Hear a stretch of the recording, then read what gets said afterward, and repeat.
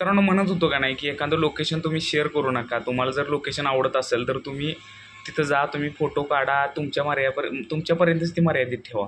आता भंडारा दऱ्यातल्या लवळवाडीची अवस्था तीच झालेली आहे. भंडारा दऱ्यातल्या लवळवाडी जर तुम्ही इंस्टाग्रामला आत्ता तुम्हाला व्हिडिओ आले असतील मला वाटते, कारण तो विषय आता ट्रेंडिंगला चालू आहे. तिथलं जे लोकेशन आहे, जे तलावाच्या मधून जो रोड गेला आहे त्यासाठी, आता आमचे मित्र आत्ता जाऊन आले तर ते म्हणतात ते पण ठिकाण आता आपल्या हातातनं गेलेलं आहे. म्हणजे मला सांगायचं हे काय की तुम्ही एखाद्या ठिकाणी जाताना तिचं एकदा जर ते ट्रेंडिंग ठरलं तर ते जे ठिकाण शांततेसाठी फेमस होतं की तिथं गेल्यानंतर बाबा शांतता आम्ही अनुभवली, बऱ्यापैकी मस्त वाटलं आम्हाला, निसर्गरम्य वातावरण. तिथली शांतता आता भंग झाली. आमचा मित्र म्हटला तर गाडी लावायला त्या रोडला जागा नाही.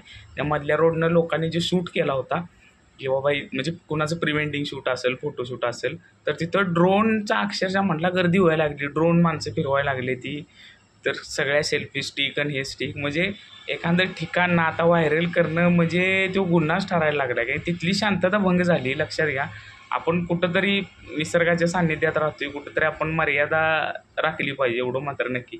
एखादं लोकेशन जर शेअर करताय ना तर त्यात कॅप्शनमध्ये लिहा बाबा लई जणांनी जाऊ नका तिथं, जाऊन थोडं सिविक सेन्सनं राहूया किंवा काय असं काहीतरी टाकलं पाहिजे, एवढं मात्र नक्कीच. धन्यवाद.